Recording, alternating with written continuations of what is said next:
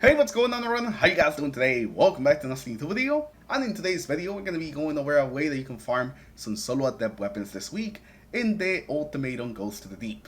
This is going to be perfect if you're looking for those shiny adepts or you're just trying to look for your perfect quad roll. You're going to be able to knock one of these in 4 to 5 minutes, depending how fast you're going. But it's definitely a very fast farm, and I think that it's definitely very easy. And this is going to be specifically for the hunters, since you might have seen a couple of these videos out there floating around, but they're usually very tight and specific with the bolt charge. But a couple of people asked for a hunter one, so this is the easiest way they're going to be able to get this done with the hunter. We're going to be going over the build that I recommend that you use, and afterwards we'll have a full run so you can see from start to finish just how to play with the build and how to make this the easiest it can be. So now let's get into it, and the very first thing you want to do is get the actual checkpoint. Is this in-between area between the first and the second encounter, and the easiest way to do it is to use get it from a checkpoint bot. I'm going to leave a link in the pinned comment down below. It's going to be the very first one, and it's going to take you to a Twitch stream where you can enter to actually get the checkpoint bot to invite you, and so you can just grab the checkpoint that way.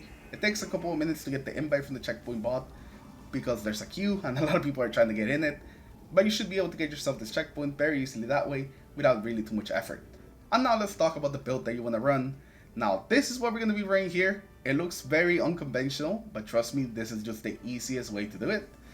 We need a sidearm in our kinetic slot. It can be any special sidearm, so it can be Tanisha's here, or it can be the Ko.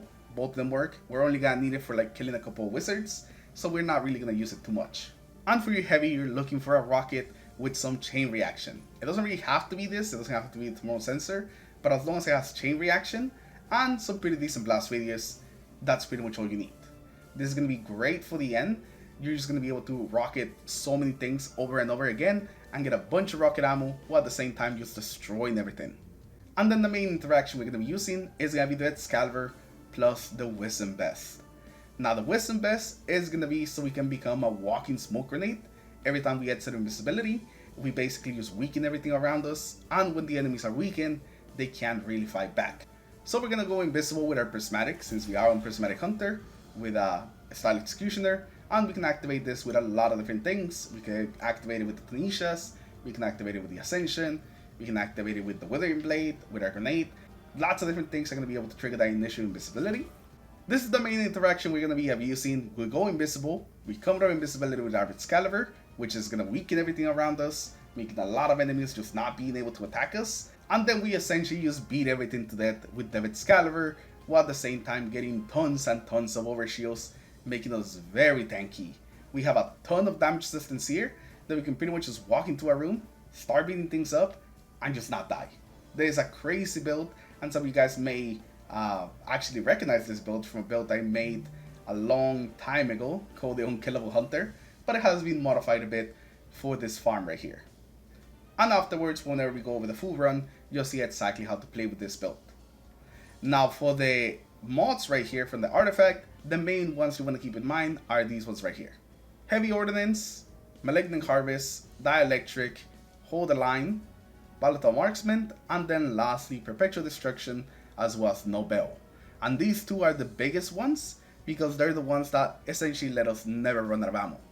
This one's going to constantly give our glaive ammo melee back whenever we kill things with our glaive melee, and this is going to continuously give us back some heavy ammo whenever we get multi kills with our rocket. That's why we can spam the rocket at the end, and this is why we can spam the two specials without really running into any ammo issues. Besides that, these two will definitely be very important. This one because it gives you essentially just free shields every time you apply a weaken, and with all the weaken we're applying, we're always going to get over shields. And Dielectric and Hold the Line just give us a bit more healing whenever we're surrounded or whenever we kill some arc debuff targets. And so you're going to be jolting a bunch of targets. This is something that we can just easily use. Now you definitely want to boost these mods right here. And if you guys have never boosted any mods, you essentially want to go to your Tome of Want and just focus something. It doesn't really matter what it is. As long as you have something here focus, it's going to turn on your boosted abilities. And you basically just want to have these 4 up here. This is all you need. The mods are not really anything special, they're basically finders and just ways to increase your uptime and your abilities, but all of those will be included in the build whenever you click the dim link down below. So just click that link and it will auto apply everything, my armor mods, my artifact, as well as all my aspects and fragments. You also want to be on the Silk Strike. This is going to be pretty useful at the very end for the final boss, and you'll see it once we go over the actual full run. But yeah, this is pretty much all you need. Like I said before, you don't need these two weapons specifically, as long as you have chain reaction on your rocket and some good blast radius and a sidearm, a special sidearm in this slot, you're gonna be pretty good to go. So now let me actually show you a run so you can see how you can make this happen. Alright, now we're here for the actual run. And while I do have a lot of rockets from the previous runs, I'm gonna show you how to farm the rockets as well here. Basically you just wanna drop and then go on the side door. We don't wanna go like right underneath it. I'm gonna go on the side. So right here, this one. And from up here, we're gonna be able to basically farm rockets if you're missing a bunch of rockets. You could pretty much leave this room right here, this first room, with full rockets back again, which is pretty nice. You set up here, and you shoot down on these guys. You sometimes have to be careful with the ogre over there. He's gonna try to beam you. But for the most part, you could be up here and just keep shooting things. Oh, bro, it's a drain bane. Oh, careful with the veins. Because before you know it, they'll be killing you. Alright, but after you get enough ammo, go up here, and then you just put up your guard. Put up your guard, walk up on the ogre, and just beat him to death. You don't really have to kill these guys. Just walk right through. The only thing you have to kill to activate those is the ogre.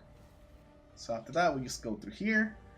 You always want to grab this bow that we're about to grab right now, and the next one, because if not, you most likely are not gonna make it. So it's better to just play it safe and just pretty much always grab them. Now this next room, you could also use it for farming ammo, but I usually just go through very easily right here. You wanna get your glaive out, you hit your ascension, this will make you invisible, and then you just walk right up to the ogre, apply the weaken on him, maybe shoot him once and you wanna make sure that you're safe, and then the door will open. Again, we just have to kill the ogre, we don't really have to kill anything else in that room. Oh my god. Now up here, this is when the rocket's really gonna shine. There's lots of bats over here, so this is where the rocket really gets a bunch of ammo back. Oh, I actually didn't mean to do that first. I wanted to shoot. But yeah, you can start spamming your rocket. Spam your rocket as much as you want here. As long as you're left with like 1 or 2 ammo by the end of it, you're good to go. And you're gonna be able to get all that ammo back in the next run. So do not be afraid of spamming your rocket. Just get it out there.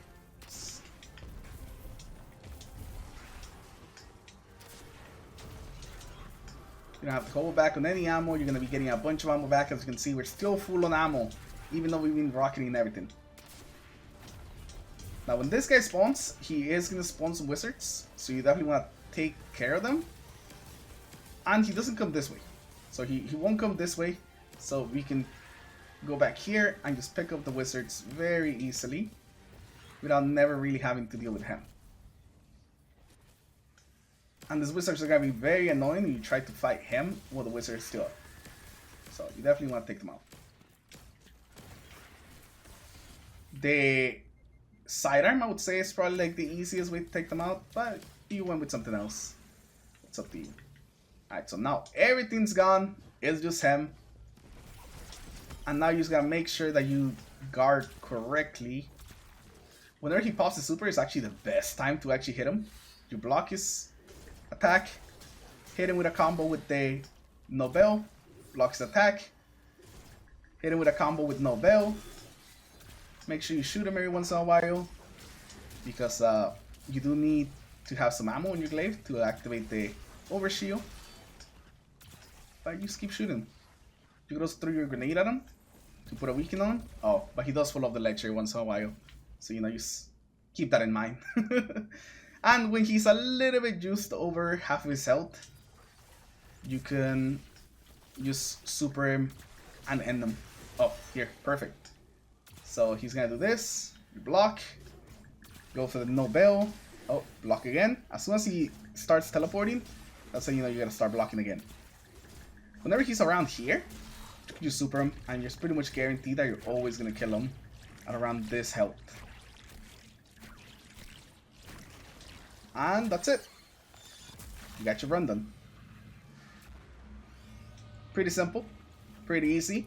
We still have 11 more rocket shots. Even after all those rocket shots that we shot, we still have 11. And every time we kill some ats with the glaive, we also make glaive ammo. So you never really run into any ammo issues with this. It's just a very fun build that can very easily get you to this. But hopefully you guys enjoyed the video. Hopefully you guys like it. Good luck with your runs. And hopefully you guys get the rolls that you're looking for.